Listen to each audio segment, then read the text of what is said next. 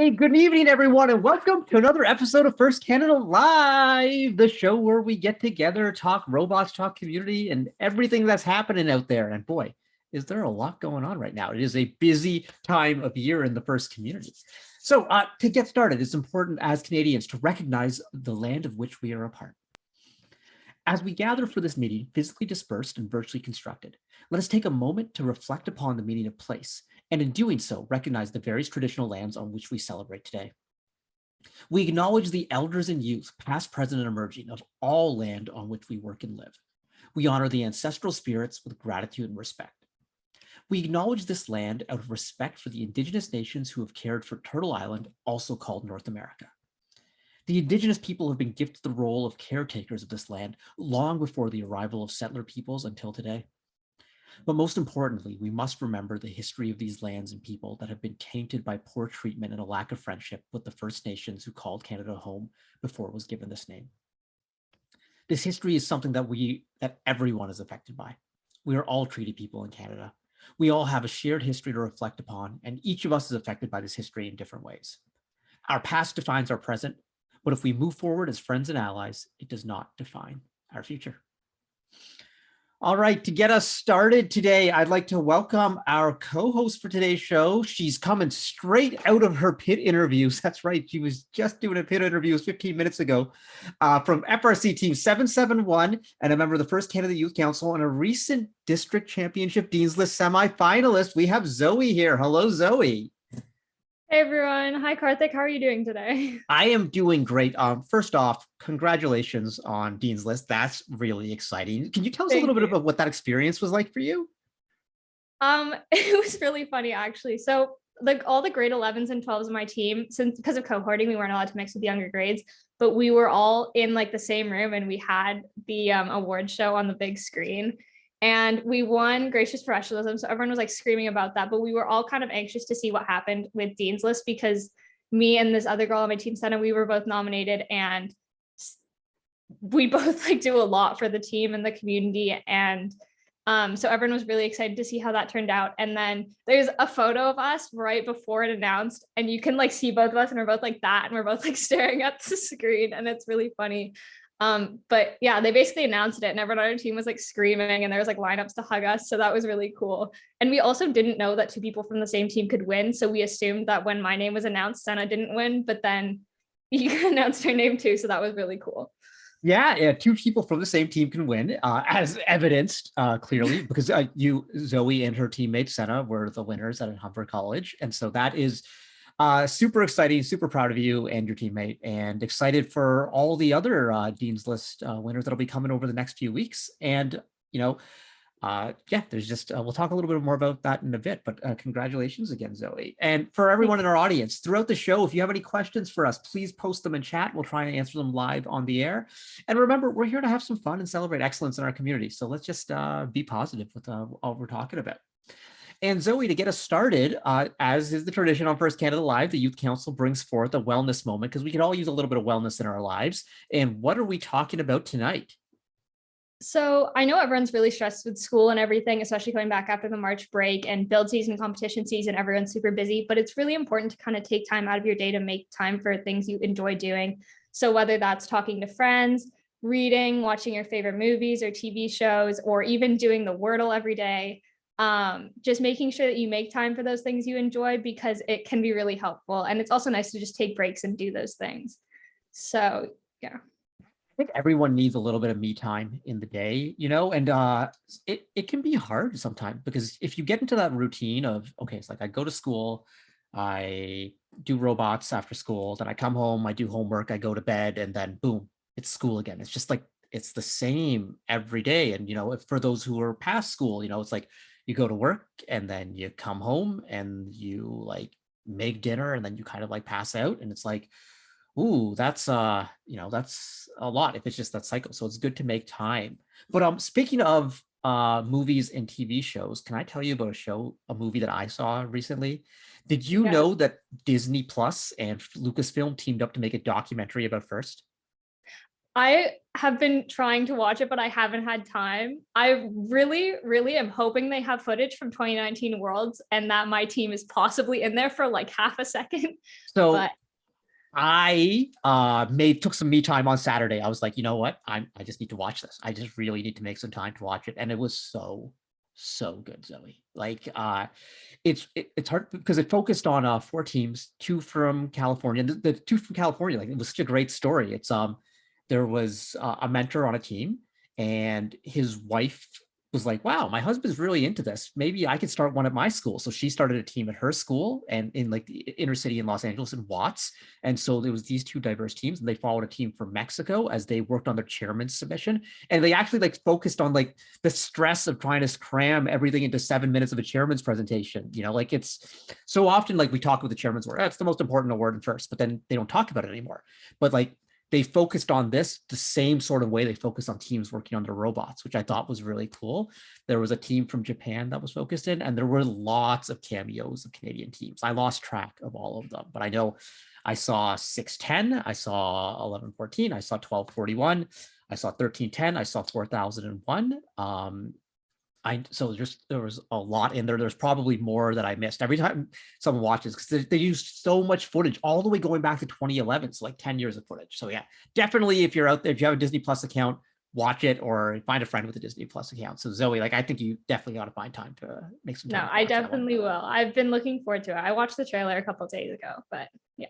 Yeah, it made me really excited. And also like it's like, wow, I'm a part of that. We're a part of that, that program, that sense of community, the excitement, the energy. And now whenever my friends are like, so what exactly do you do all the time with robots? I'm just going to be like, watch this. This will explain it to you. So it was really cool. So if you're looking for a wellness moment, it's 90 minutes, totally well spent. Actually, it took me way longer than 90 minutes because I kept pausing it to like take screenshots and send it to people. I was like, look, I found you in here. And then it like actually took me 3 hours to watch it because I was texting so many people during it. It was fun.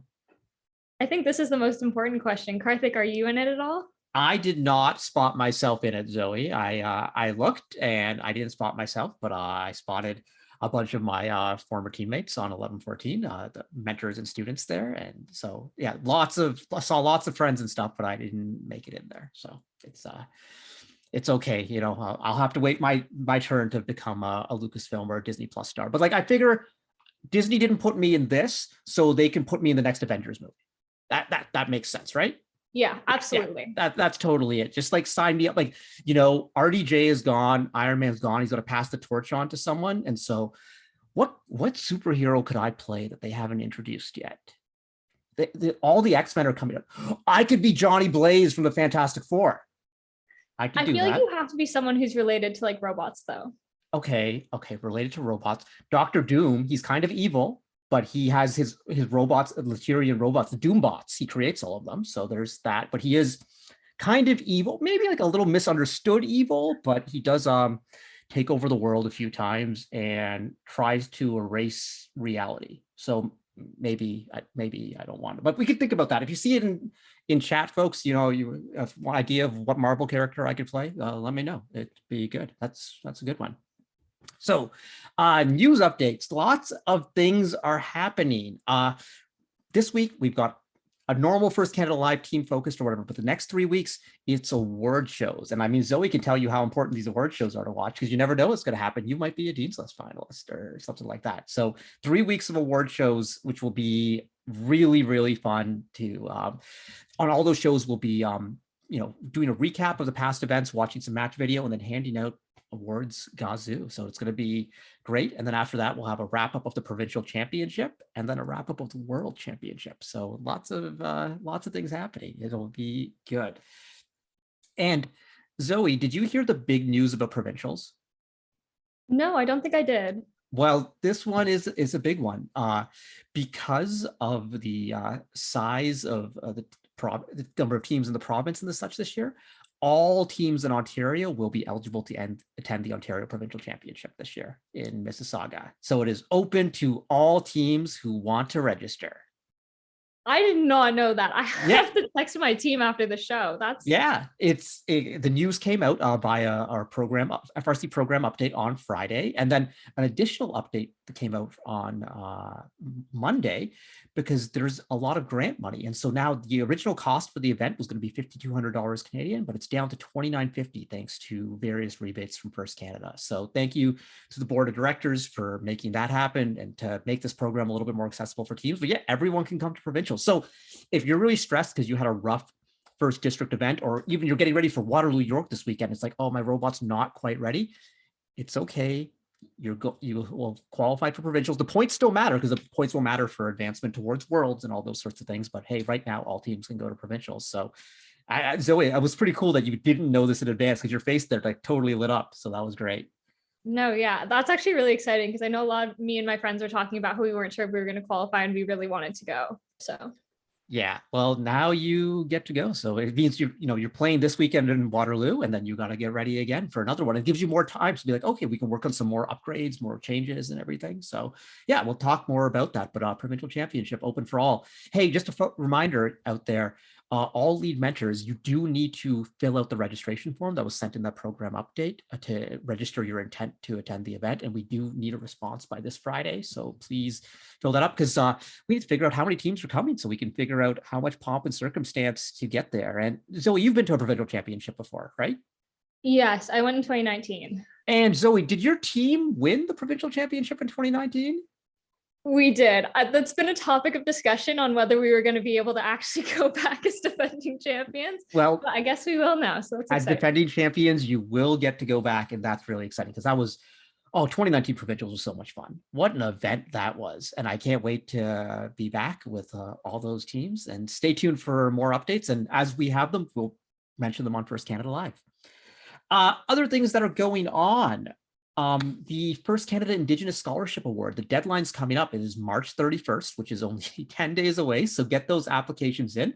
A link will be dropping in the chat. And also, if you're not eligible, but you know someone who might be eligible as an Indigenous student in First, please let them know because we want to get as many people exposed to this opportunity. There's also, if you're looking for help, your team just needs to go somewhere to talk to other teams. The FRC Ontario Team Slack is available. It's for students and for mentors. So join the link that's being dropped in the chat right there. And that's a great place to catch up with other teams. And of course, the Team 1114 online help desk is available for teams who have questions about robot design or strategy scouting as you're getting ready for the season. Like right now would be a good time to ask those questions. So hop over to frchelpdesk.ca to check all of that out. So Zoe, the other thing I wanted to talk to you about is you volunteered at the Humber College event, and I'd love to hear what your experience was like. So it was actually really fun. I had never volunteered at an event before. I'd only gone to 4 events and they were all in my rookie year. So I wasn't really sure what was going on. I also am very, very non-technical focused. So I was doing field reset and I was like, I don't really know where everything is supposed to go. So it's all good. There was little like circles on the ground, so I knew where to put everything. But it was really fun. I also got to meet a lot of my like co-youth council members for the first time in person. So that was really cool. And yeah, it was really fun. I definitely recommend volunteering to anyone out there. If you didn't get to do it this year, you should definitely do it next year. It's a great experience and it's a great opportunity to meet other people in the First community as well. Yeah, isn't it the best? It's just it's so much fun. It's energizing. And you know what? I think a lot of the events may be filled, but the provincial championship might be open right now. So if people are interested in volunteering for that one, although it sounds like everyone's teams is going. So it might be, it might be busy, but hey, it's a good time. So that'll be fun. And Zoe, the other thing is you weren't just volunteering there, but you were doing some social media stuff for the youth council, right? Yeah, so I was helping running the TikTok account. So we did a couple interviews, different questions like what team has the best buttons and such. So if you want to be featured in the TikTok at Waterloo, I'll be volunteering there. If you want to be interviewed, come find me. I'll be doing field reset and I will happily interview you for it. So will be fabulous and a lot of fun. And also, if people want to follow that TikTok account, Zoe, where do they go? If you go into our Instagram, I believe it's linked in the bio, but if not, I can just say the username really quickly. I'm just gonna pull it up. It's at First Canada. Nice and simple, at First Canada. Yeah. Follow that up there, and you can see a video of myself, First Canada President Dave Ellis, and Vice President of Partnerships Artie Javeri doing the robot. So that's totally embarrassing and all, but so we got to film some good stuff this week in Waterloo, because like it's Waterloo, so we've got to like take it to the next level. So are you ready for it? I'm excited. Day 2 is going to be insane. Yeah, I we really got to want there to be an alliance rejection that we can film and post, because I feel like that would be really entertaining. I think we got to get a really good one of the water, water, water, Lou chant. Like we need to get some of that stuff in there. So I am super excited. We got events coming up, but you know what? We got a lot of cool teams that are coming on the show in just 1 minute. And we're going to do that right after a word from one of our sponsors, Boeing.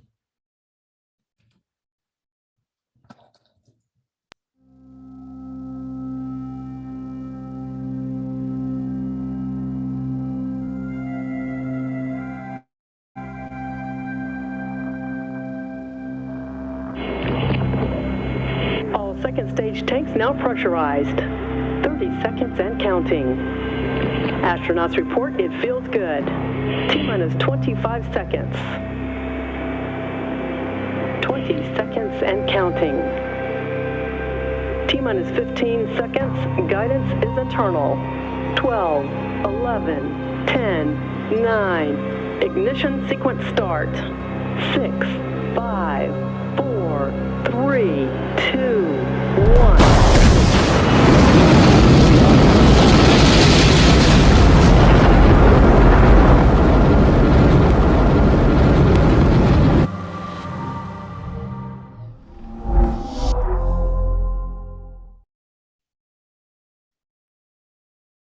Okay, I had not seen that video before. And that was like, whoa, like the jets taking off, everything. I felt like I was in Top Gun right there. Ooh, boy, that was good. All right. First up on the show today, we would like to welcome a first LEGO League Challenge team. They are team, oh, where are they? I can't find them. Team 8404, team not found from New Hamburg. We have their mentor, Ursula, and we have students Zoe, Chloe, Sadie, and Emily. Hello, team not found. How's it going? Good. How about you? I am in a great mood today. I'm in the robot zone, and you all were on the show last year, and you showed us some pretty cool things, and I am very excited to see what you have today, because I think you're going to be telling us about the top tips for teams to get to the Global Innovation Challenge. Is that what we're doing? Absolutely. All right. Well, how about you take it away then?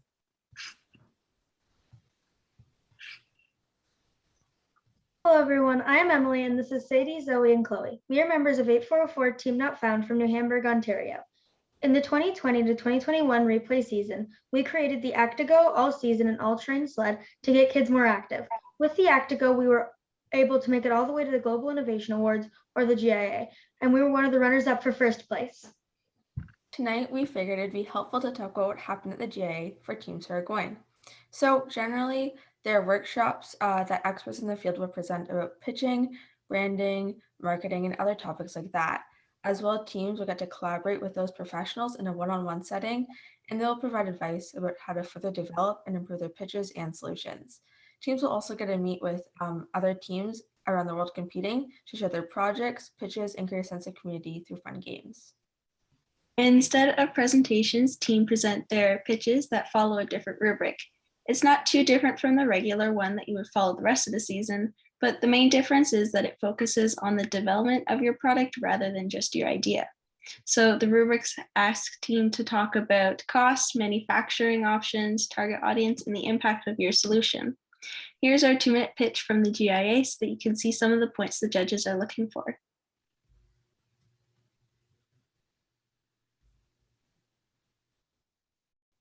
Right, I think we're just bringing up that video. Here we go. Hi, we're 8404 Team Not Found, creators of the Actigo all-terrain sled. Kids being active is a huge issue. Only 39% of Canadian kids meet recommended physical guidelines, and in winter, activity declines by 27%. So we created the Actigo sled that kids can use when there isn't enough snow for regular sledding. Our sled has a universal seat with interchangeable inserts. Our innovative grass insert uses large rollers for a fast and smooth ride with little impact on the grass. This insert works on lots of surfaces. The skis offer a high-performance sledding experience on snow. We're designing other types of inserts for different climates and terrain. Customers can choose from a variety of seat designs, such as 1 or 2-person options, and purchase the inserts that suit their needs. Our target customers are parents or grandparents with kids aged 5 to 15 looking for healthy outdoor activities that kids can do by themselves or with family and friends. While there are wheeled sleds for competitive dryland training, they're unsafe for kids and only work on paved surfaces and can be very expensive. Few specialty kids sleds on the market are designed for use on more than one surface. Our closest competitor works on snow and relies on melting ice to use friction on grass, but our sled works on all kinds of other surfaces, such as sand, pavement, or wood chips. We've prototyped many different approaches to sledding on grass. We're currently working on our 7th prototype to reduce weight, cost, and improve performance. We've worked with engineers, an industrial designer, and a plastic thermoformer to refine our design, and a toy retailer to further understand the market. Testing with our target audience proved there is interest in a product like this. 85% of them said that they would buy the Actigo sled and it would make them more active. For our next step in developing a consumer product, we need partners to help us optimize our final design for manufacturing, select materials, finalize parts, and ensure we comply with safety standards. The Actigo sled will keep kids active in any terrain, in any season, or in any climate.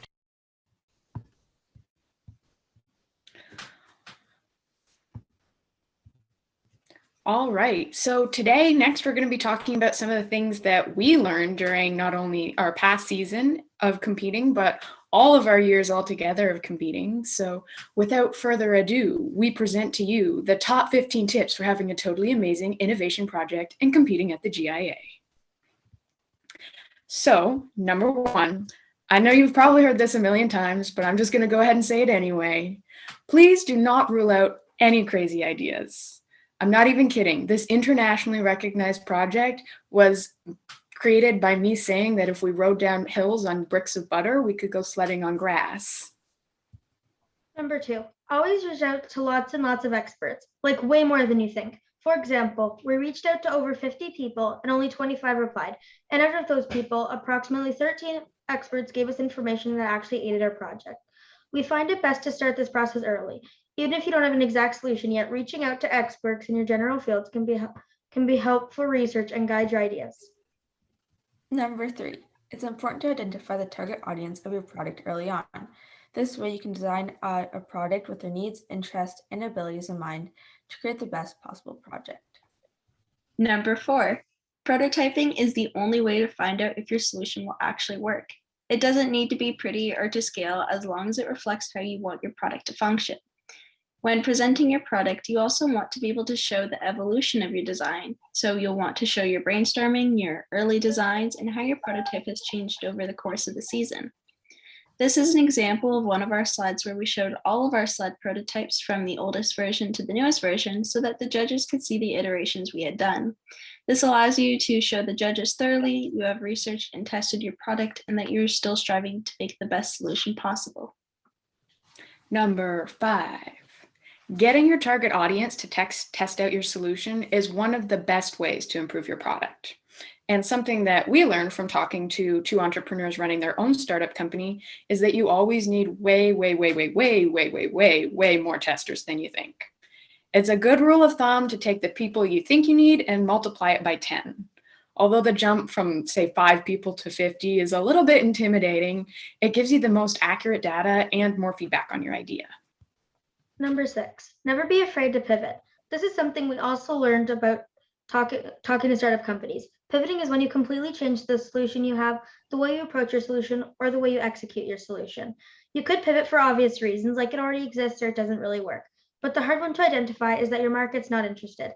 Pivoting is tricky because it often happens in the middle of your project after you've put a lot of effort into it and you really want it to work. But sometimes you have to know when to strategically give up and try something new so you don't waste your time.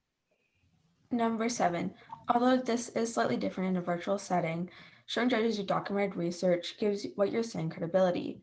Showing a chart or table with a quick summary of your research is an organized and easily understandable way to present your information. Making groupings or sections of information shows the depth of your research at a quick glance. For example, if you have a couple of resources that talk about the same topic, like advice from experts, group them together so the judges can see, oh look, they did a great amount of research from experts. Number 8, In an online format, a lot of teams opt to use a slideshow as their visual aid, but please remember that the judges can only do one thing at a time. They will either read your slides or listen to what you're saying. So that is why you want to have less text on your slides so people will direct their attention to you and what you are saying. As well, you want to watch out for how you present your information. You want to be clear and concise when you're explaining something, and that your script sounds like you're talking so that it's easier for you to read. You want to ensure that you aren't spending too much time on one topic so that you can talk about other important things that you need to get done. And lastly, you want to talk at a good pace. The time constraint may make you want to talk faster, but you still want to be able to convey your information in a way that your judges can understand. Number 9, if you remember anything from what we say today, please let it be the importance of using rubrics. Although non-rubric information is interesting and can sometimes be necessary, if you don't cover everything on the rubric, there is no way for you to move on to a higher competition. A strategy our team uses is dividing our script into sections that correspond with parts of the rubric. This ensures that judges can easily understand how we have met all of their criteria. Number 10, the best kind of information you can tell a judge is either statistic, number, or chart. First of all, numbers are easier to remember and more impressive than rambling, but they're also a concrete fact that can't be denied and show you've put an effort to gather your own data. Number 11, by the time you get to the GIA, it's important to research the feasibility of your idea, looking at manufacturing, materials, packaging, retailing, cost, safety, and anything else that is needed to make your solution a product. Number 12, practice your presentation in front of a lot of people. It allows you to become more confident with the script, find missing information, and get comfortable talking in front of other people. Get your mentors, family members, experts you talk to, and others to listen to it. Give them the rubric so they can see if you talked about everything the judges are looking for. And at the end, always make sure to get feedback on how you can improve your presentation and act on it. Number 13. Presenting to judges is possibly one of the most terrifying things that you will ever do in your whole entire life. So, to prepare you for that, before you get in the judging session, it's a good idea to plan out how your team is going to divide up answering questions. Whether it's a specific order or a subtle cue to tell your other team members who's answering a question, but really there's no best way to do it. So every team has to come up with their own strategy. When you are answering, it's okay if you accidentally talk over someone. Just make sure you're polite about it. Ask them if they want to go instead, say sorry, or thank them for letting you go. Make sure everyone gets a chance to answer questions, and don't always answer questions just related to your section for your project. This way, it shows that the whole team knows everything about their project. If you don't have the answer to a question, that's okay. Just make sure that you tell the judges how you will do it in the future. Number 14, be prepared for a lot of work. It sounds obvious, but it's really hard to express how intense it is going to the GIA can be. Also, remember that you could be preparing for GIA while competing in other competitions that have different rubrics and expectations. We met for 10 straight months, September to July. And although we started the season by meeting twice a week for 2 hours, we ended the season by meeting every single day of the week for 3 whole hours. Last but not least, number 15, the most important one of them all. Be proud of what you've achieved in your season. No matter where you go to or what you did, you have an amazing solution and you worked really hard to get there. So now that we've gone over everything that we wanted to talk about, if there are any questions, we'd be happy to answer them. Before we even get to questions, I just want to say, it's so cool. Just not just that you came up with the sled, and we talked about the sled before, you've been on the show before, but that you came back to share your knowledge and your experience. And I think what you just did there is going to be an invaluable resource to our community for years to come. People are going to be able to look at this and say, wow, okay, we want to do global innovation. Okay, I know there's a YouTube video on First Canada from First Canada Live where we can learn about this. And so that was really cool. That's like leaving a legacy right there. So thank you for sharing that. And yeah, we're short on time, but I know Zoe, you haven't met the team before. I'm wondering if you have a question for them. Anything under the sky? I think what you guys have done is really cool. I just want to say that I remember when I was in FLL, we did nothing like this. I remember during my judges presentation popping out of a trash can with a squirrel tail on, and we sang the presentation. Anyway, don't know what my team did. You guys did amazing. So what this year, what do you think is your favorite part of the season so far? So we aren't competing in the season this year because we're all too old to be competing, but I have to say my favorite part of last season was seeing how far our product came and how our skills developed over the season. So that was super incredible to see. Well, with you're not competing this season, I think you should take some of Zoe's advice. If there's an event you want to volunteer at or something, I think that'd be fantastic to stay engaged with the community and everything. Just tell people how cool this is. Thank you so much for being on the show. I think we could talk lots, and I think next time we talk Global Innovation Challenge, we could possibly bring some of you back again, just because I think there's so much that could be learned from your experience, and the sleigh is pretty cool. And by the way, I still need to ride it at some point. I'm not going to let this go. It's going to happen at some point. Like y'all might be like 30 and I might be like 80 at some point, and I'm going to be like, hey, can I like ride the sleigh? So, let's do this sometime. Team Not Found, thank you so much for coming on. Thank you for sharing your knowledge. It was really valuable. And Ursula, thank you so much for being a mentor in this program, because this program doesn't exist without mentors like you. So thanks so much. And we are going to be back with our next team in just after this video from our sponsors. Bye.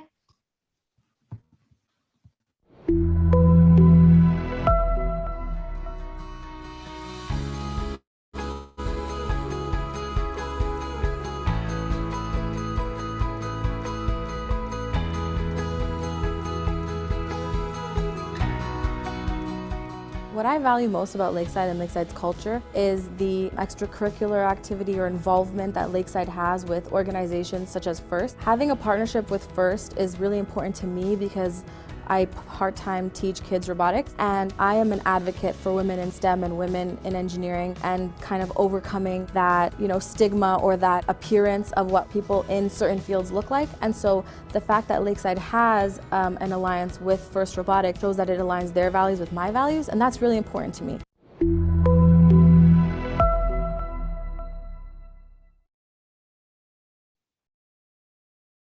Zoe, before the next team gets here, we got to back up for a second. All right. You popped out of a trash can with a squirrel tail? Yeah. Okay. So our project was like a squirrel-proof trash can, and I had nothing to do with the presentation. I just like to say that. And they tried to hire Shawn Mendes to pop out of the trash can for us. What? But yeah, so I didn't really have much of the script, and I didn't want to sing the song, so they made me pop out of the trash can. They wheeled me in on the robot cart from our FRC team. Yeah. How did Shawn Mendes get here? So the original plan, because this girl on my team decided that we were going to sing the presentation pitch. No idea why, but we were like, oh, we can just hire Shawn Mendes and he can pop out of the trash can and sing it for us. But that obviously didn't happen, so I ended up being in the trash can, but I didn't have to sing. So does someone know Shawn Mendes? Was it just going to be like, hey, Shawn, can you pop out of a trash can dressed as a squirrel for our grade 7 robot project? Yeah, that was basically it. This is the best ever. There could be a whole episode of story time dedicated to this. We're coming back to this, Zoe, at some point. Okay. But that's great. Okay. All right. But we can't waste any time because we got a great team to come on the show right now. We got FRC team 3739 Oakbotics from London, Ontario with their mentor, Brian Wag. And we got students Jocelyn and Sam in the shop. How's it going, team? Doing well. Good. All right, Oakbotics. So I want to know, so a couple of weeks ago on First Canada Live, we showed a little teaser of your robot, pitch a photo, and then your team came to Humber, not for a little bit of a rough time at Humber, but it was still a lot of fun and a good experience and such. But can you tell us how your build season went? It's been going pretty good. Currently we're actually building upstairs. Right now at the moment, we're working on electrical and I think the intake as well. Since the intake wasn't really working during the competition, one of the bearings, we had to switch out bushings for bearings. So that way the intake rollers would, I guess, roll easier. But other than that, we've been working really hard with the robot and trying to get it back on where we want it to be. I'm sure it's going to get there in time for Windsor. And Brian, a question for you. Was there any like lessons learned from Humber that you want to share with other teams? Because I think so many teams, run into issues at competition and then they troubleshoot and solve them, but a lot of times it doesn't get shared, like the knowledge. So any advice that you have for teams who are going to their first event this weekend, possibly like York or Waterloo? I'll be honest, biggest thing I can say, we have issues with it every year, and I see other teams having issues with it every year. Make sure your bumpers are good. Make sure they're ready to go. If they're not ready to go, you're gonna have a lot of problems getting through inspection there, and you're not going to be able to make your first match or your second match or your third match. And make sure your bumpers are good to go, and whatever you do, make sure you get it to as soon as you can. Make sure you can get on the field for at the least a connections test. The connection test is a big one because that's where you just diagnose so much, and like you don't want to show up for match number one and then realize that you have your radio imaged incorrectly or something like that, and it's like, oh no. So yeah, get up for the connection test. That's a big one. So I hear we got an updated picture of the robot. Can we see Robotics' robot? Does robot have a name? Robot does have a name. Sam, Jocelyn, what is it again? Mantis. Mantis. All right. And do you want to tell us a little bit about Mantis? Yeah. So the reason it's named Mantis, as you could probably tell, is very tall, and then it has the nice intake there. And I really like the way we have our intake set up. It's like the way it folds out instead of just dropping straight down. It has like a bit of a pivot system, which sort of complicated when building. Takes some time. That's about it. Yeah, but we're working on that right now and trying to fix a few things with it. But other than that, it should be fine for Windsor, hopefully. We're actually really excited to see it working at Windsor for sure. That's a lot of fun. Hey, Zoe, do you have any questions about the robot or about the team in general? Yeah, well, I know build season's been a bit crazy this year, but do you guys how is your build season going? Did you guys have any favorite parts of build season or any highlights? Yeah. Well, I mean, it's going. It didn't go too well previously because we had we were pretty tight right before Humber. We had it done, and then we ran into our issues when we were there. But this time, now that we know the issues, we've fixed them, hopefully. And after today, we'll be done all the mechanical and electrical, I believe, and then we can start troubleshooting, which will be nice. Yeah. Just to add to that just a little bit, just in terms of actual being in build season and stuff like that, these guys, they're being pretty humble right now. What these guys have gone through this build season, and I'm sure other teams have seen it as well. We weren't able to meet in person for the first 3 to 4 weeks, and in that time period, we were actually told by our board to pull out completely, get a refund on everything, and no robotics this season. So these guys, they got told they cancel, they stopped everything, got told they could go back again, picked everything right up, right off the hop, jumped right back into stuff. And basically this robot got assembled over the course of about 2 weeks before Humber. It's been a heck of a ride, and these students have been amazing the entire way. Well, it definitely looks impressive. And, it's been, this season in Ontario has just been, teams have had to overcome so many obstacles. Zoe, you've lived through it, where it's you lose 3 weeks at the start and then you can't meet as regularly as you normally would. And then all of a sudden, your contact traced out for a week, or getting parts across the border is harder. Shipping is more expensive. Things are more expensive. It's been a challenge, and it's been so cool how many teams have risen to the challenge and what they've come up with. And so it's nice to see. I love the looks of that robot. A question on the intake. Were those Mecanum wheels you had there, were those 3D printed in-house? Yeah, I believe so, actually. We have quite a few parts on our robot that are 3D printed, like a bunch of spacers and Mecanum wheels and the pulleys on the actual intake system and stuff like that. Very cool. So does Oak Ridge have 3D printers in school, or do you use a shop, or how does that work? I think it's just people at home have them, right? Oh, yeah? How many 3D printers here, but I know a few parents and mentors have helped with the 3D printing things, so it's been a really big help for sure. Brian, you totally have a 3D printer at home, don't you? You seem like a dude who has one at home. I got a 3D printer, laser cutters, yeah, you name it, I got it. Some people have a type, and Brian's type is lots of gadgets. I can see that. That's red-handed. Yeah, that's pretty awesome for all of that. So, you said you're excited for Windsor. That one's coming up. Have you made any like big changes to the robot since Humber, aside from like general maintenance and upgrades, but like anything like dramatic? Not that I know of. I know that we've just been trying to keep like under the weight limit almost, because we have quite a few things on the robot that we're trying to manage with like the weight and everything and the weight limits. But other than that, I don't think there's really many changes. Well, there was the one minor, like, pretty big issue of we were overweight at Humber, and so we had to pull our climber. With any luck, our traversal climber should be making a debut at Windsor. Oh, well, that's exciting. That's something to look forward to for Windsor. What type of traversal climber is it? What kind of style are we doing here? Are we doing like monkey bar style or windmill style? Monkey bar style. Nice. Yeah, I guess that'd be the word for it. Yeah, I just kind of, I don't know if everyone calls it that. I call it that. It's like, it's, you go like one hand over another, like you're on the monkey bars. And then the windmill is the one that like spins around, and it goes. And then there's like, I guess there's like one drive up the truss hanger, although there's probably more out there. It's neat to see all that. And it's really cool that you have to adapt at Humber and take the climber off, but are able to get it back on and, fight with that 125-pound weight limit. And so 5 more pounds, just 5 more. 5 more pounds.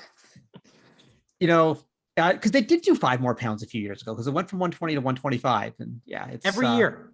Every year. Like, I think it should be the surprise 5 pounds. You don't find out about it until your first event, and then it's like, oh, okay, I feel better now. But it's weight is always a challenge. We'll wrap it up here. Zoe, anything else you want to ask the team before they go? Yeah, I guess, do you guys have a favorite part of your robot or function? Yeah. Well, not that we've like seen it yet, like in action, but climbing. Like, I'm very excited to see our robot climb. Like, I think that's the coolest thing a robot can do. Yeah, so. I personally like the intake the most, but I'm definitely way more excited to see it actually climb, like get off the ground and stuff like that. But yeah, for sure. It's always a special moment the first time the climb happens, especially if you've like really like struggled with it at points or whatever. The first time it's like, oh my goodness, it's just like, yeah, we did that. And especially this climb, because it's so dramatic too, like especially traversal to go, like I'm sure like, knock into the board. I'm sure we will hear you loud and clear at Windsor the first time that it gets up there. So we're really excited for that. Hey, Robotics, thank you so much for coming on the show. Great show at Humber. Looking forward to seeing the robot at Windsor and hopefully at the provincial championship. So it's going to be good. Thanks so much, Robotics. Thanks for having us, guys. Cheers. And we will be back with our next team in just a couple seconds.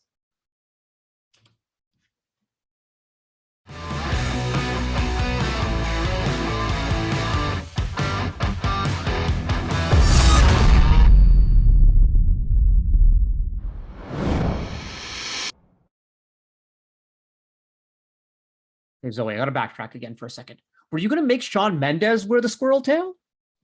Yeah, that was the plan. Okay. All right. Just need to get all these details sorted in my head. We might come back to this again, but we'll see.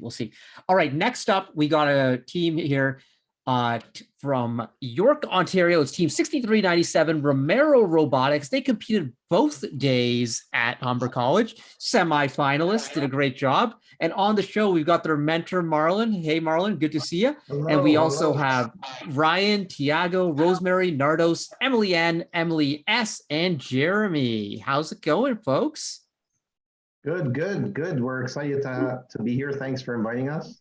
Oh, well, thanks for coming on the show. First off, great performance at Humber. It was really great to see a team on both days there, repping hard, doing cool stuff. And, also, I love the team shirt. I love the number up there high. It's like, yeah, you see that right there. That's like a boom right there. Like, boom, you're looking for this. No, it's good. You all built the EveryBot, which is super exciting. Back in January, we had the designers of the EveryBot, our friends from NASA, on the show, Jenna, Ryan, Ethan. And, it was really exciting to see all that. And it was really cool to see the EveryBot in person. So what made you choose to go with the EveryBot? So I'm going to just take on this first question, and the students will take on the rest. It was really our mentor decision to do that. And it really came down to a time constraint because we did lose the whole month of January. And so we were quite worried that we weren't going to be able to produce anything. And so when I looked into the research of it, We looked at the strategies that they had designed the robot to compete and to gain points for, and we just aligned with that strategy and just liked the design. And so, yeah, we decided to go for it. We'd never done that before. So we said, let's give it a try. And since we only had really those 4 or 5 weeks to build, it made things a little bit easier for us. Yeah, and it definitely worked out well. And so, for the students, I want to know, like, so how long did it take to build? Because I mean, you lost all of January. That's, traditionally like the 2/3 of the season. Right. Anyone want to take that question on how long it took to build? Oh, yes. Apologies. That's okay, Jeremy. All right. As a rookie team, it took us about 4 to 5 weeks to build and code, Monday to Fridays, as well with some occasional Saturdays and Sundays. Even though we started our build of the robot this year, our programmers began creating the code last year in November on a spare chassis we had from past tournaments.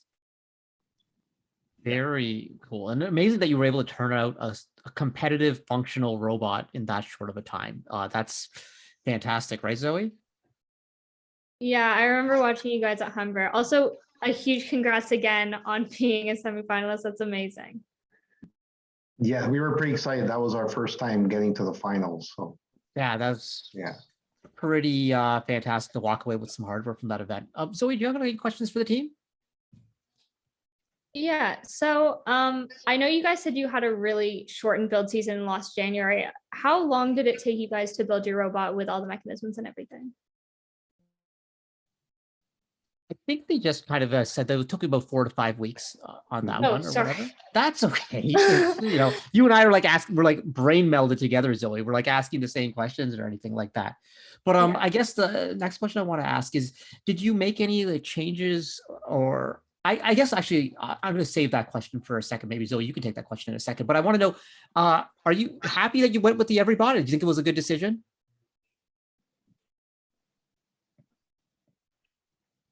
Yeah, we're happy with our decision going on the Everybot, since most of us, considering most of us going into this were beginners, like most of our team has no experience building robots. So I think it was a good choice starting off with it. We learned a lot of stuff.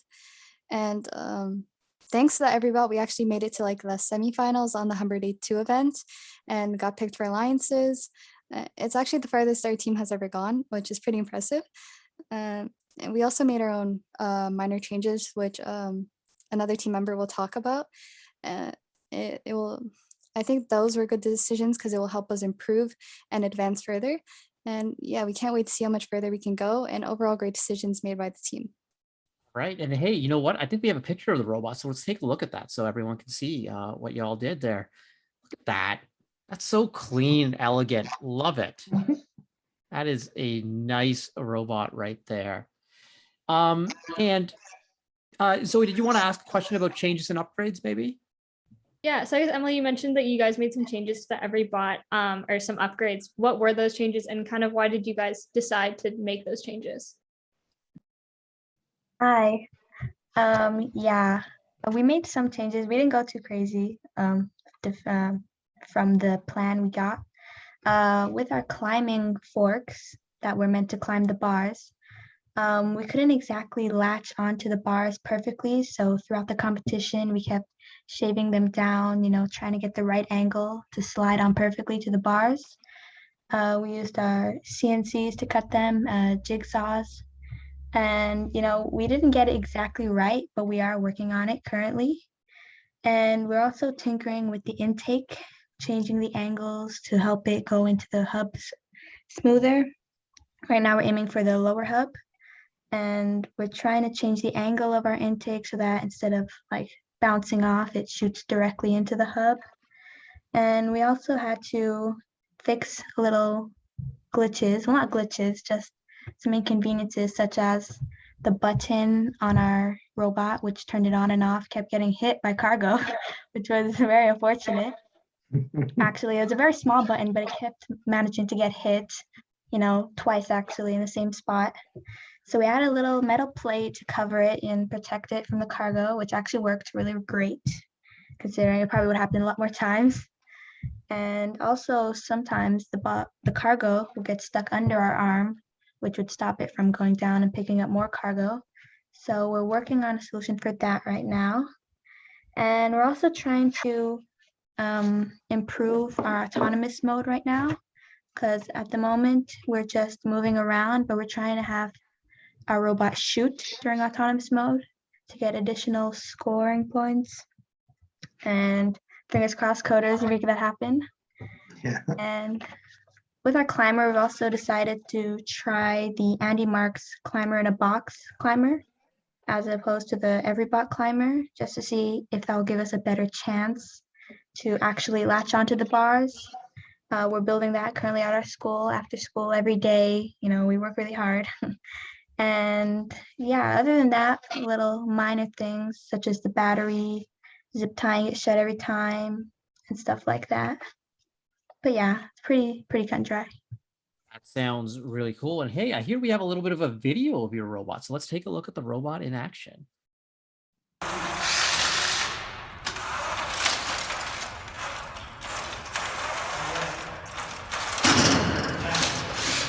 Yeah. Do that a few times a match, you're going to be on an alliance for sure. Yeah. That is a really nice there to see and everything. And so let's talk, we've got a couple minutes here, so let's talk strategy a little bit. I hear you have some strategy talk you want to show off to us? Sorry, say again, Karthik? I heard, yeah, yes, you want to talk a little bit about your robot strategy. Yeah, so when we looked at the Everybot design, we wanted to make sure that we could score by hitting the lower bar and mid bars and shooting into the lower tiered receptors there. And then play some defense as well. I think we had about a minute saved for in the match to play some defense. So we really beefed up the bumpers a little bit to help with that. But we learned the hard way that you have to play defense with our intake up, as we got a few penalties on the very first few games. And then we had our intake break completely or just get stuck. So we had no choice but to back off and not play any defense at all. So we're learning.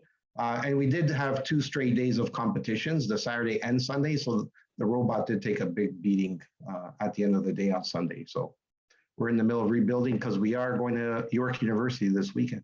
This weekend, that's right. You know, it just never stops. Which day at York is that? Day 1, day 2? Sunday, I believe. Sunday. So that'll be a good one there. And you know, before we wrap up here, what was your favorite part of the Everybot? I can definitely say the intake was pretty much our favorite part, as how it really got abused during the competition and survived through all the pain.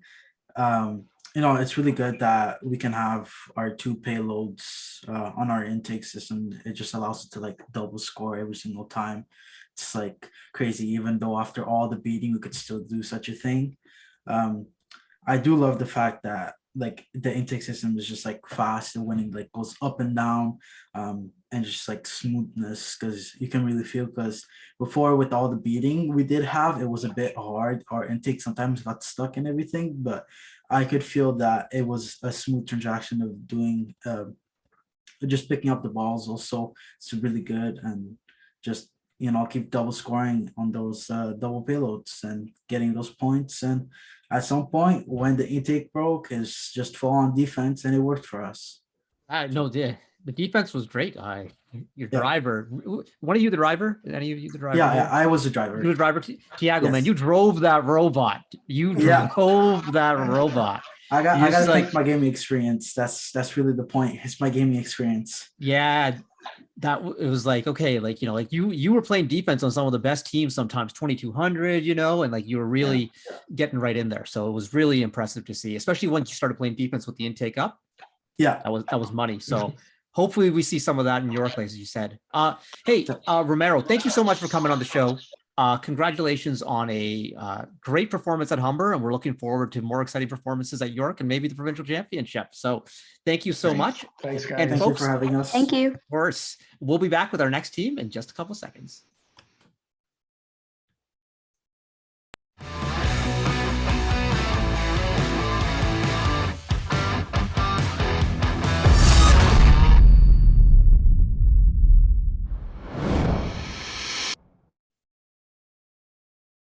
Okay, so we're going to backtrack again here.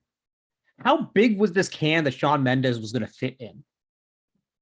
It was okay. So it was like supposed to be a trash can, but it was actually like a big box that we had like painted silver. Okay, so like, well, so he would have fit in the box. He would have been fine in there. He would have had to like sit down while we were like wheeling him in, but then he could have just. Okay, you're gonna wheel Shawn Mendes in there or whatever. Okay, all right. Maybe we'll. I'm really focused on this. This is the thing. But hey, we got another team here. One of our favorites, folks. It is Team 1305 Ice Cube from North Bay, Ontario, with their mentor who is defined. I got the sheet here, Brian. It says you are the best mentor, Brian Kelso. Sorry, Heather Kelso. I don't know who wrote that. Yeah, well, I don't know. Heather Kelso's not the best anymore. We got team captain and all around awesome. I agree with that sentiment. Michelle is here and Mr. Handsome in the background. Welcome, welcome. Michelle, also a member of the First Canada Youth Council. And Corbin, you don't get a cool intro. You're just build member and drive team, which I guess is pretty cool. But Corbin, hey, welcome to the show, folks. Yes, thank you. Thank you. All right. I'm excited to talk about this because I heard that your robot's name is Yeti. So someone want to tell me what that's about? Yes, I would love to. So every year, we like to name our robot after elements on the periodic table. And since this is our 22nd year as a team, we're going after the 22nd element, which is titanium. So it is Yeti, T-I, titanium, which that's the atomic symbol for titanium. And, we're ice cubed, so, we like to keep it cool. And that adds into the Yeti theme as well. When you started there, Michelle, it's like, like name our robots at the periodic table. I was like, there was no Yeti on the periodic table. It's been a long time since I took chemistry, but I know that, so the abominable snowman's not right there.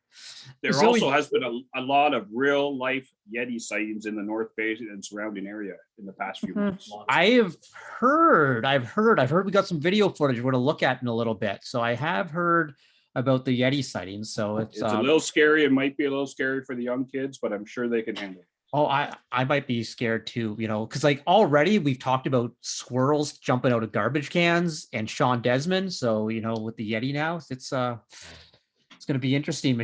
Sorry, not Michelle. Zoe, do you got any questions for the team? Yeah. So did you guys do anything different about your build strategy this year? And if so, like what was it and how did it work? Well, the main thing was because of COVID, we had less people in the build room. We had less resources. So we had to tone it down a little bit. We went with a simpler design. We used a kit lot today, not today, this year. So that worked out pretty decently, I'd say. We also used a off-the-shelf climb, but we added, I don't know if you can see it here. We added 2 hooks to make it a traversal climb. So we can climb multiple rungs. Yeah, I'd say just with the 5 people maximum in the build room, kind of set us back a little bit, but we're still trying. I mean, looking at that robot, from what I can see, it's looking pretty impressive. And how I really like how you used a lot of off-the-shelf parts between the kitbot and the off-the-shelf climber, but then still was able to turn it into a traversal climb. And honestly, looks like one of the simplest, just most effective traversal climbs I've seen. A lot of them are like a little bit gangly, and this one is like very elegant. So that's super cool. Corbin, you talked about some challenges your team's experienced, but what do you think the biggest challenge was this year for Corbin or for Michelle? Go ahead, Corbin. All right. I would say the biggest challenge was definitely the COVID restrictions. Like I mentioned earlier, it was just hard to find the time to throw everything together with only 5 people at a time. And luckily, Canada is letting us use the build room again.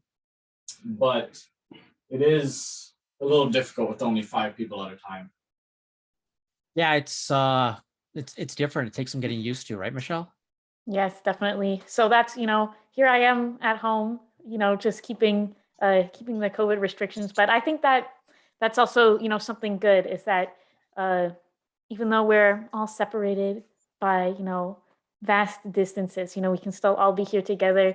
And that has been true for a lot of our team this year, where some people are in person, but then others are being phoned in or Zoomed in at the same time. So, it's kind of a a good thing as well, since we do have some members that live kind of far out. So if it's for like an informational meeting, then they don't have to, come all the way in. All right. Well, I think it's time that we take a look at this robot. So I think let's meet Yeti.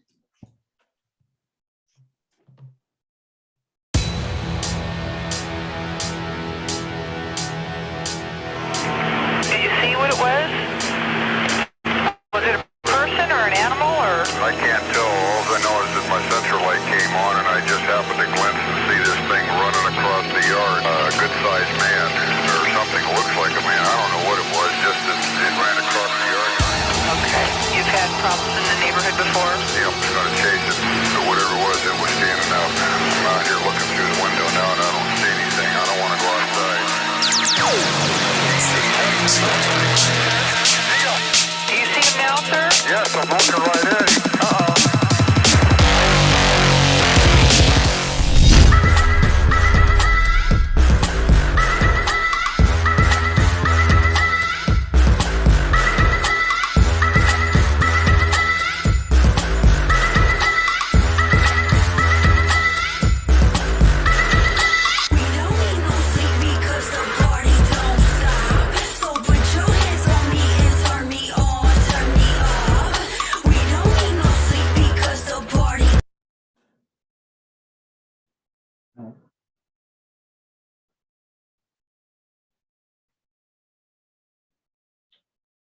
Mm-hmm.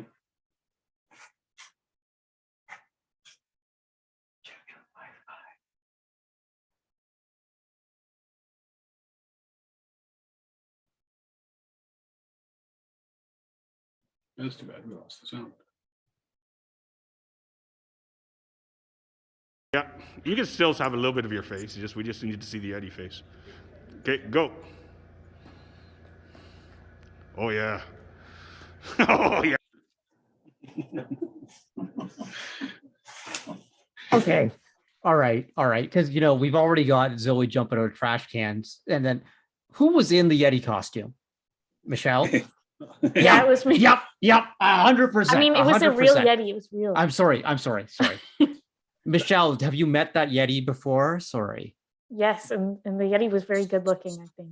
Oh, there we go. All right. Okay. So we may allegedly have a Yeti that looks like Michelle and a squirrel that looks like Zoe. That's what we've determined from the show so far. Okay. I love this robot. I've always been a fan of your robots, especially over the last few years, the few seasons, but this one is just, it's elegant. There's so much functionality packaged into so much simplicity. That is really neat to see. I'm a big fan. Zoe, what do you think?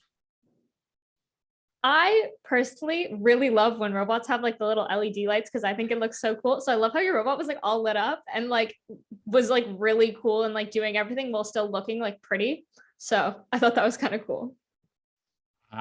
So the Yeti, I know like they're a mysterious creature, they hide and stuff like that. Will the Yeti be coming to the provincial championship? Because I would like to meet a Yeti. Yes, we are definitely. We're going to York, North Bay, and we're hoping to be definitely going to be at the provincials. Oh, no. I know the robot's coming, Brian. I'm talking about the actual Yeti. Yes, it's actually a known fact that if any of those competitions, if we make it to finals, the driver will be dressed like a Yeti. This is amazing. Yeah. Okay, love all this. But hey, so we've had this ongoing thing for the past year and a bit. Michelle, you've been on the youth council. We've talked about this a lot on this show when you've co-hosted. You've never been to an FRC event. It's finally happening this weekend. How excited are you? I am so excited. I am beyond excited. I'm like, I don't think I'm going to be able to sleep like all of this week. And, it's going to be so great to, see everyone in person, get to, hopefully meet some new people and get to experience it in real life. Yeah. We don't even know if Michelle can dance. Can you, Michelle? I think we'll have to see. All right. Yeah. We'll have to, I won't be at York or North Bay, but I will be at provincials. I will be calling that out on the microphone. So we'll make sure that this happens.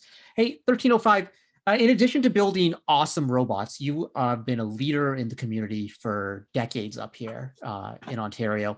I'm wondering, anything cool you've been working on over the last year that you want to share with in your community? Sure. One of the new projects we're really excited about is at the North Bay Public Library.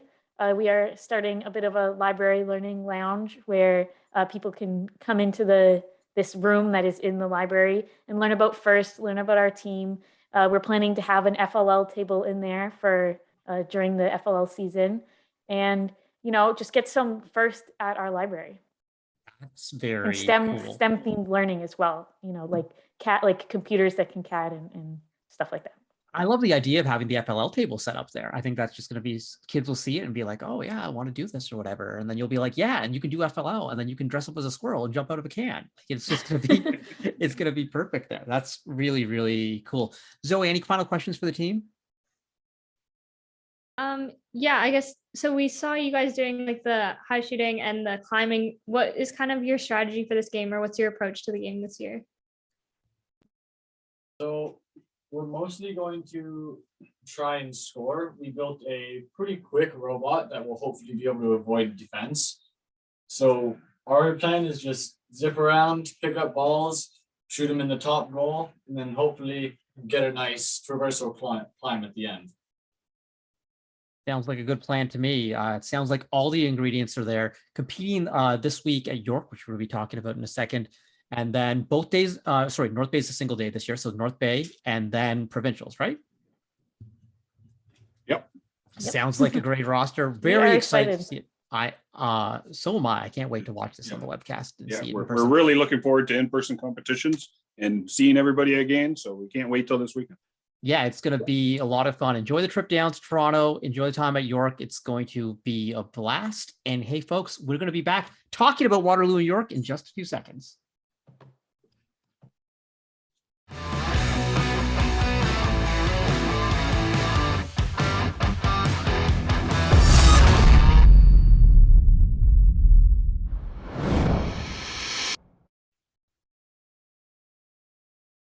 Okay, when the Yeti just slayed me, absolutely slayed me. This is the way to do it. This is the way to do it. All right, it is time to be talking about the events that are happening this weekend. And hey, if you want to watch the events this weekend, you can stream them on this very Twitch channel. Also, there'll be event-specific feeds on First Ontario 1, First Ontario 2, First Ontario 3, First Ontario 4. So you're going to want to check all of that out. But we're going to talk Waterloo first. So let's take a look at our teams for Waterloo Day 1. Zoe, your team's there 7-7-1 because you were just doing your pit interview. And we got some other big teams at this one because we got Team 610, winners of Humber Day 1, Team 2386, finalists Humber Day 1, 4476, the Waffles, they are back with their strong swerve drive from Humber. Team 3683, Team Dave, who are the back-to-back defending Waterloo champions. So that's kind of a big deal there. They're going to try and defend that crown that they haven't had a chance to because of the pandemic. It's kind of weird, Zoe, because we're going to be talking about a lot of teams this season as like defending champions, but it's like we're talking like to 3 years ago. Isn't that strange? Yeah, it is a bit weird, but it's kind of funny because a lot of people, I feel like you don't realize you're defending champions because it's been so long, but like if you won in 2019, you are, or 2020 for some people. Well, yeah, but like provincial champion, like 7-7-1 defending provincial champions. And it's it's interesting one. 4678, the Cyber Cabs. Oh, that's gonna be a fun one because they always do really innovative things with their arms, multi-joints, turrets, LiDAR. I'm curious to see what they've come up with. And then Team 2609 Beaverworks, they were on First Canada Live a few weeks ago, showed off a very functional robot. So excited to see that. And hey, I love to see this. 2 rookie teams at the event, Sparkling H2O from Canada and the Lost Sockets from Dorchester. Also, we got some reveal videos that we're going to show off. So our first reveal video is from Team 4903, the Vincent Massey Mustangs from Windsor. So let's take a look. And so the Mustangs been a strong team. They qualified for Worlds in 2018 and 2019. 60 students on this team. And This year they had to like start from the beginning because they had so many students who left and graduated, and so they were like starting all over again. So we can take a look at this robot right here. Really effective. They focused on simplicity, low hub, low levels of automation, mechanical solutions to solve game tasks. So let's just take a look and enjoy. I love the color scheme on that, the orange and blue. You a fan of that, Zoe? Yeah, I love the colorful robots. Yeah. So definitely one of the coolest looking ones. Yeah, and like I really like that, that every bot's style kind of like intake is the scoring mechanism, so it's all in one. It's not like there's a transfer going on. So that always simplifies things. Oh, we got a traversal climb on this robot. Let's take a look. Okay, smooth up to the first level. Let's see, are there fixed hooks? Here come the fixed hooks. Oh, carabiner style. It's like a little bit. That's spins. cool. I like that. Yeah. So then it's going to rotate off now. There we go. And it goes back up, and you don't have to track the position because it's automatically going to get there within 120 degrees. And up again. That was nice. That was really like nice. Professional looking, like really smooth. Oh, that's going to be effective at Waterloo. That is going to be effective. Waterloo Day 1, Windsor, and beyond. If you have a consistent traversal climb, you are making the elimination rounds. Maybe like at Worlds, we'll see some who don't, because like there's more traversal climbs than I expected. Did you know that in weeks 1 and 2, Zoe, 30% of the teams in first completed a traversal climb? That is insane. That is so impressive. Like, congratulations. That's a huge accomplishment. Yeah, I was just like not expecting that. But we saw the teams who were able to traverse Set Humber, like they all went far, and like those locking in 15 points and then being able to do stuff on the ground. So like think of that. If you think about what their match would look like, 4903, they're gonna do some low hub cycles early. They have some time to play some defense in between and like kind of alternate back and forth, and they can go back with about 20 seconds left, and then boom, level 1, level 2, level 3, the pinwheel spins. They're up there. Hey, great job, 4903. We also have another reveal video to show, and this is more like a teaser video, but we talked about our two-time Waterloo defending champions, Team 3683, Team Dave.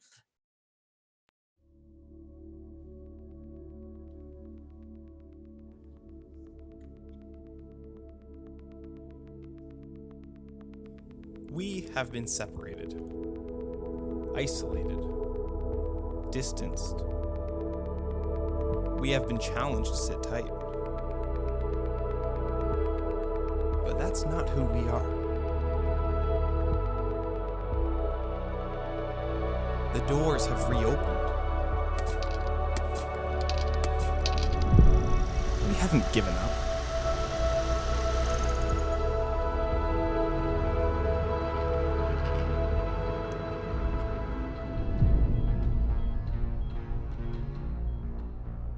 This isn't just about assembling nuts and bolts.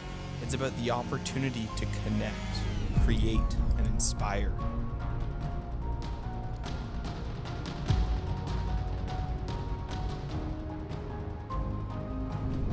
We join together in the freedom of our minds, a safe space where all ideas and opinions are accepted,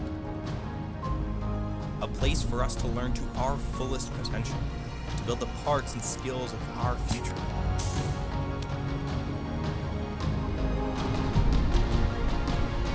Lifetime bonds are formed. Through trials and tribulations, we become stronger.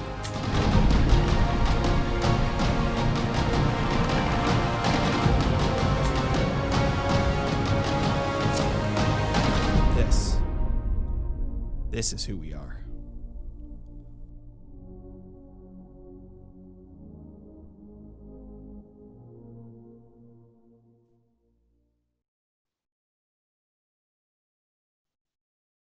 Okay, that video gave me chills. That was special. Thank you to Team Dave and Jake Durr for creating that awesome video. Like that, I'm pumped. I'm ready to go. Like, let's do this.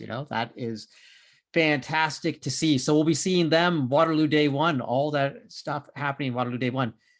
Zoe, are you pumped for Waterloo Day 1? I'm so excited. Day 1 and Day 2, there's like all the best teams in Ontario, or like most of them are going. We're gonna get to Day 2. We're gonna get to Day 2, but I'm sorry. I have to apologize to everyone because we're talking about Waterloo and we haven't done it. Hey, water, water, water. Lulu. Yeah, that's how we do. That's how we do. We're going to be doing that so much. It's been 3 years since I've done a good water, water, water, Lulu, and I'm going to lose it out there when we get back on the field. Oh, the chat's doing it too. Love it. Love it. Okay.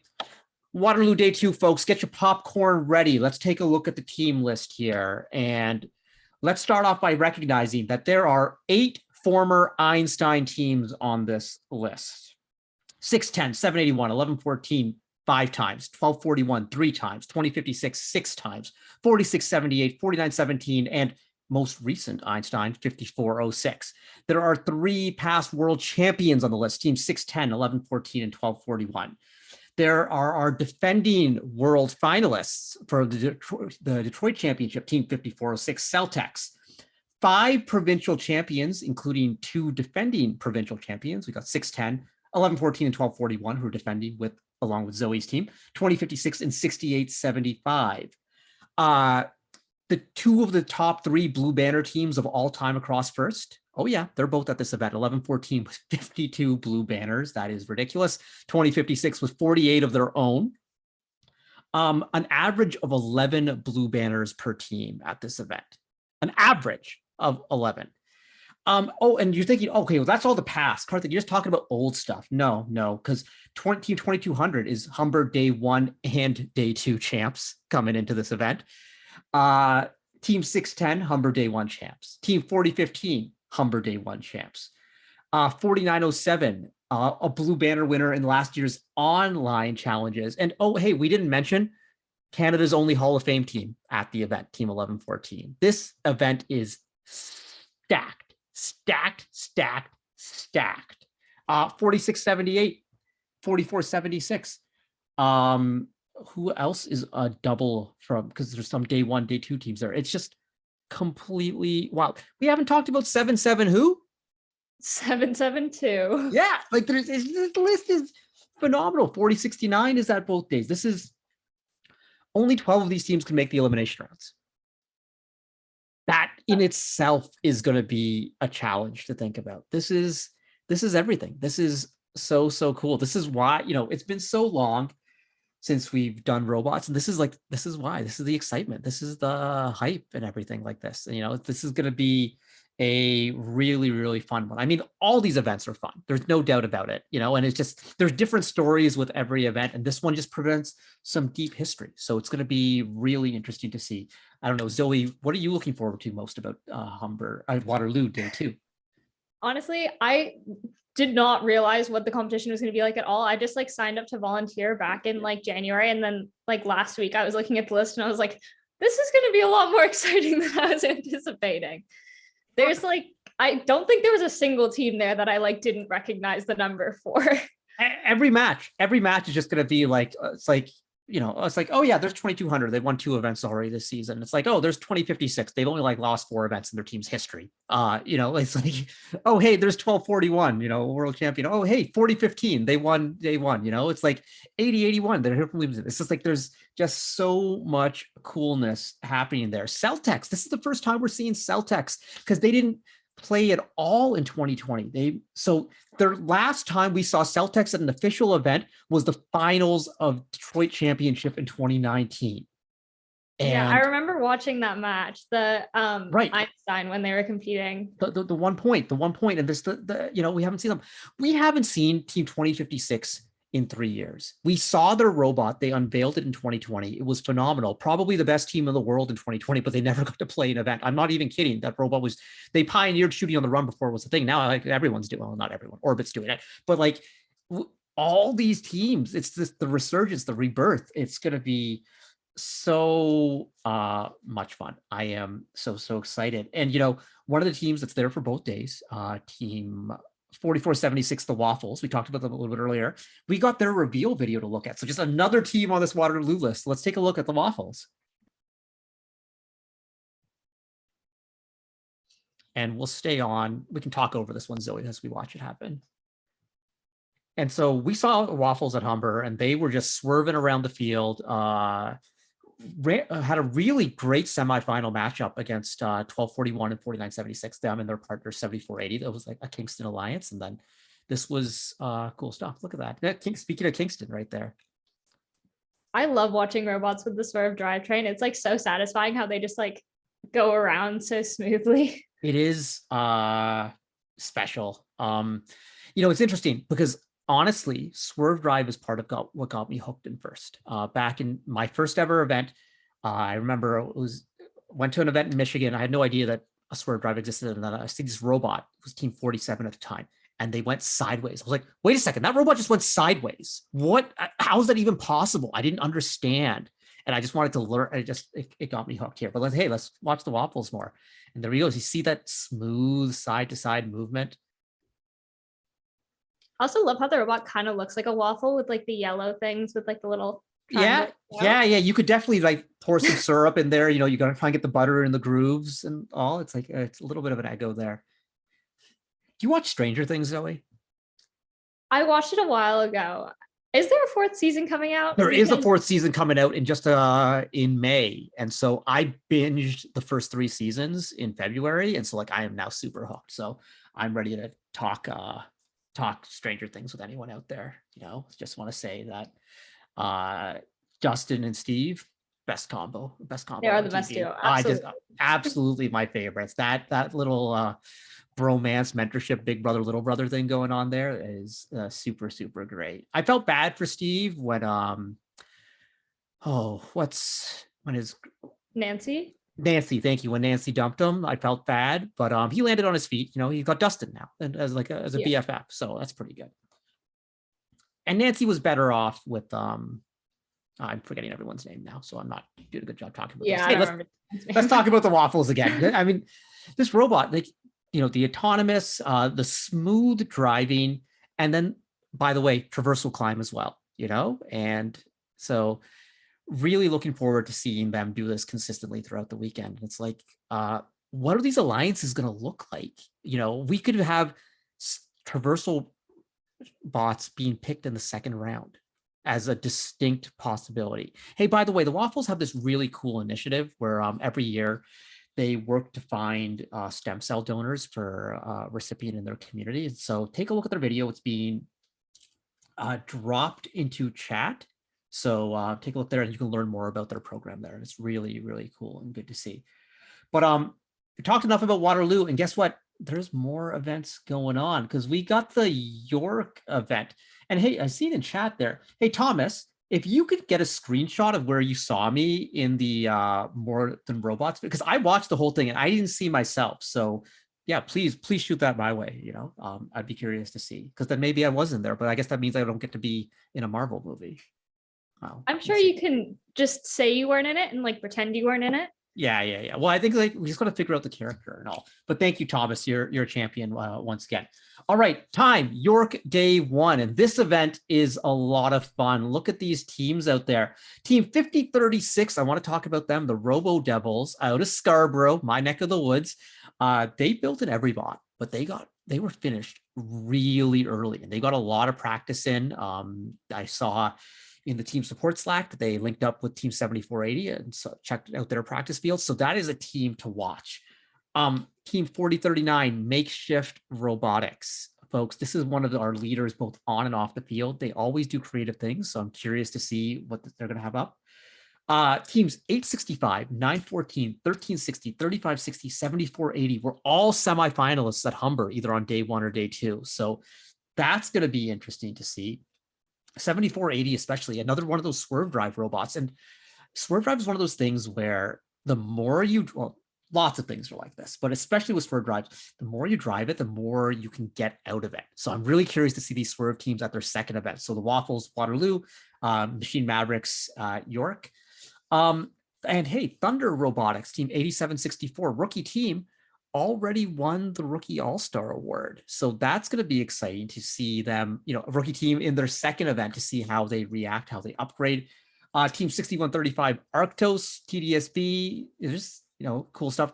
Merge Robotics, coming all the way from Canada. They've been doing some really cool things for the last couple of years. So we're going to be seeing some great teams on York Day 1. I am super excited for that event. And I also think that one's like, the last couple of years, York has been wide open, where there's been surprise number 1 seeds, surprise winners. I know team 6140 was the number 1 seed last time with an every bot, York in 2019. So hey, 5036, maybe there's something happening there. And then York Day 2. Oh, we got some good stuff happening. We got team 5409, Humber Day 2 champions. That was a really cool robot. They paired up with team 2200, and that was that black and yellow machine. Really good to see. We got a couple Humber finalists, team 5032 and 6397, Romero Robotics. We just saw them, so they talked about some of their upgrades. So trying to go from finalist to winner. 4976, also a finalist, Humber Day 2, their consistent traversal hang, which we saw. So that is going to be interesting. 1305, the Yeti is coming out. We just talked to them. So that robot looks so cool. I was really impressed with that one because it's like simple and effective. That's the stuff I really love. 4946, the Alpha Dogs are back in 2020. Did you see the robot in 2020, Zoe? I actually don't think I did. They had such a powerful shot. They were just like flinging those balls. So I'm wondering what they've taken from that shooter to this year's game, because this year's game isn't one that's super conducive to a hard shot. So I'm curious what they do if their laser beams get turned into moonshots, but I'm excited to see that. And then 3 teams who were semi-finalists at Humber, looking to go even further this time around. 1374, 2198. 43-43 especially by the end of Humber, they were looking really good. And then this one, we got 4 rookie teams at this event. So that is a lot of new folks to first. So hey, veterans who are at that event, say hi to the rookies, chat them up, show them around, teach them what gracious professionalism, what first is all about. Also, 8574 is a second-year team, meaning they've never been to a competition either because their rookie season was last year. So it's really like 5 rookies, and actually 8574 and any second-year team this year is eligible for rookie awards, so they could be a rookie all-star. They're rookies. They're rookies. So yeah, York is going to be exciting. I am a little bummed I'm not going to be there. I'm going to be in Waterloo. You can't be in 2 places at once, so it's going to be interesting. Zoe, I'm sure you're feeling the same way, right? Yeah, I actually I want to volunteer on day 2 of York because it's the Sunday and Waterloo is the Friday, Saturday, but I don't think I can. So that's. Zoe, get some rest. This is a long haul. I'm sure you have a lot going on in school. Normally I go to York right after Waterloo, but this year I'm going to say I'm going to force myself to rest. I'm going to at least try. But if I watch a line selection and it's really lit, then maybe I'm just going to hop in an Uber and show up or something or anything like that. But hey, actually, I'm not going to show up unless I make sure that I am on the list, because if you're not on a team attendance list or a volunteer list, you cannot be attending events this year. Just a reminder, please don't just show up randomly at events, even though I know it's so exciting, you want to. But that's why we have Twitch, right? Just watch on Twitch. Yeah. I know, definitely at Waterloo, I'm going to have my phone and I'm going to have York on my phone. So I'm going to be keeping track of both just to see everything that's going on. There will be updates on the TikTok account from both events. So if you're not able to attend either, you can always keep updated on that.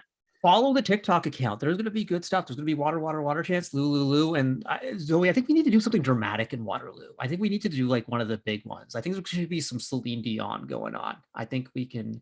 It's all Absolutely. Coming back to me now. Can we do something? I think we can. So, hey, that's a wrap on the show. We were having so much fun here that I didn't realize it's time to end. So thanks to all our guests for coming on. This was great. We talked FLL Challenge. We talked a lot of FRC teams. We learned about Yeti. We learned about Sean Desmond dressing up as squirrels. Everything's happening here. Zoe, what was your favorite part of the show today? Honestly, I don't know. I kind of liked watching the reveal videos because a lot of the stuff I do on my team isn't very technical, but I've kind of been able to help a bit with that side this year. So being able to see what other teams are doing as well is really cool, and kind of getting ideas for what we could do and what other teams are doing. And also just getting really excited for the events this weekend because they're going to be so cool. It's going to be so much fun. A couple things in chat. Hey, shout out to Team 6859. Yeah, that's right. They're going to be there at York. And Thomas, any jump kicks at Lou? I mean, of course the jump kicks will be. It's Waterloo. This is almost where they were born. So, it's It's homes. Waterloo, York this weekend is going to be so much fun. It's going to be a blast. Hey, everyone, thank you for joining us. Definitely want to tune in next week because we talked about the Waterloo and York events. We're going to be wrapping them up and we're going to be handing out all the awards. Find out if Zoe's pit interview today, right before the show, turned into an award. Fingers crossed for you there, friend. Thank you. And good luck to all the teams who just had their pit interviews and all the teams competing this weekend. You guys are all going to do amazing. Yes, and all the teams, because York has their second day pit interviews tomorrow. So it's all happening, folks. So good luck to everyone. Thank you so much for competing. Thank you so much for watching. Tune in soon, and we will see all of you out there in Robot Land. Bye, folks.